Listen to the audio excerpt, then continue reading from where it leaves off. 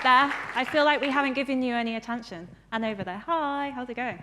Yeah, so I'm Hayley. I'm a marine engineer, and I've worked in the energy industry for about 10 years. And now I help engineering and energy companies with communications, so through video production and social media. But that's enough about me, because we're going to do something a little bit different, if this works. I'm sure it will. Because I've got a quiz for you, so a little bit more involvement from the audience. And your job, you're basically on one big team, okay? And your job is to cheer when you think you know the right answer, okay? I have a few multiple choice questions. So we're going to do a test, which is going to be a really easy, oh yeah, that's me on top of something. What a fruit. What are apples, sorry. What a fruit. Great start. Are they a fruit or a vegetable? Who thinks they are a fruit? A, give me a cheer if they're a fruit. Yes, okay. I think that was average. We can definitely do better than that in a bit. And who thinks they're a vegetable? Hey! Good work. You look so embarrassed. His daughter's next to him, and she's like, please don't, Dad. So I think we're going to start. Helen, you're going to help with scoring, aren't you? So we're going to note this down as well. And how long have I got? Oh, okay, 8.5 minutes. Good. So what, can you wave at me when we've got 2 minutes to go? Thank you. Right. Quiz time. Can I get an ooh from all of you? Ooh, yeah, nice. First one, what is the common theme between these films? We've got Mad Max, Moon, and The Matrix. I don't know if any of you are sci-fi geeks like me, and sorry, some of these are probably a little old for you. But we've got fighting for resources, energy crisis, or falling in love. Oh. So who thinks it's A? Fighting for resources. Ooh, quite a few. Okay, and what about B, an energy crisis? Oh, that's quite hard to tell the difference, actually. And what about C, finding love? Anybody? Oh, over there. Are you in love? Are you? Oh. Good for you. No, joking. So it's actually B. Well, it could be A a little bit, but it is B, the energy crisis. So I think we can give a point to that, because I think that was pretty good. So actually, Mad Max, the whole world is built on an energy crisis. All of the oil has run out. Also water, not so good. Moon, also oil has run out. There's no more energy. So they're actually having to mine the moon for helium-3. And the Matrix is a really weird one, which might have thrown you off.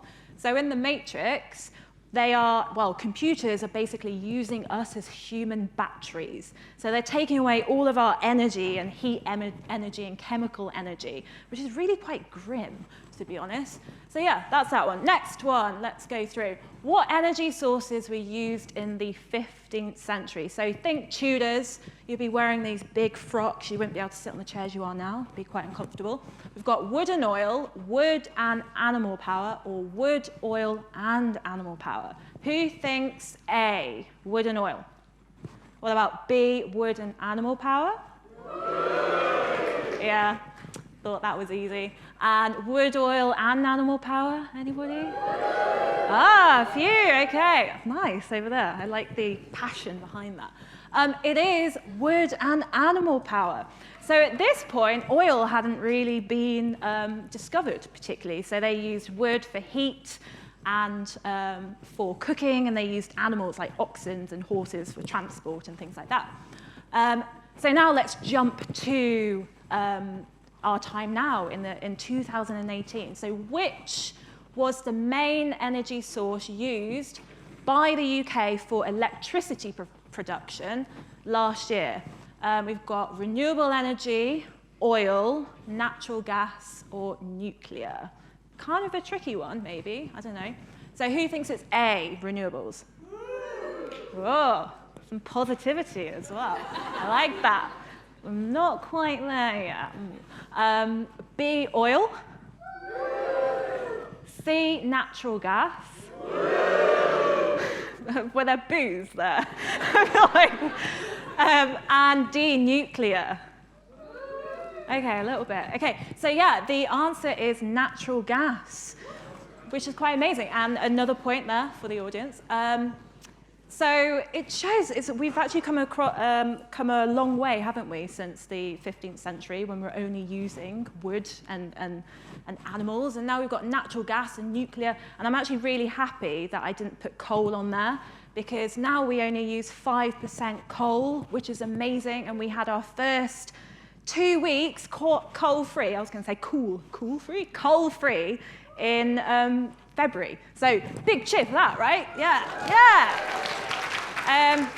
Okay, maybe a tricky one. Which product is the odd one out? If you're around the corner, it's a bit hard to see, isn't it? So we've got books. These are old books, by the way. Maybe a hint. Some perfume. Some clothes, which are made from polyester, not cotton. And also some paint. Maybe have a little think on this one. So, does anybody think it's books? Yeah, I like how you put your hand out, getting into it, nice. And what about perfume? Okay, and the clothes? Woo, woo, woo. People are getting uncertain. And the paint?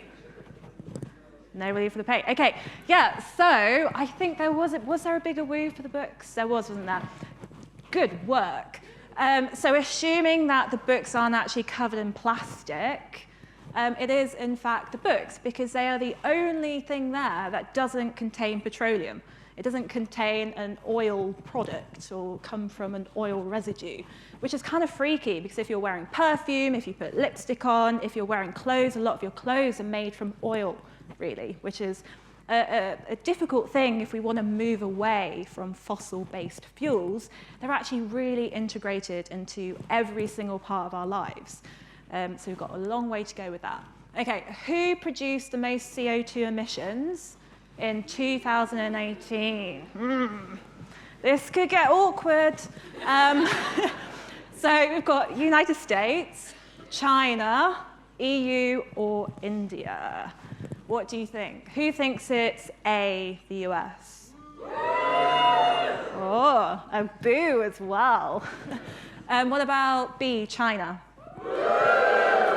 Okay, quite a few. C, EU. I like the faith there. Also awkward, because soon I won't be able to use this slide. India. Who thinks D? So I think we can give a point for China.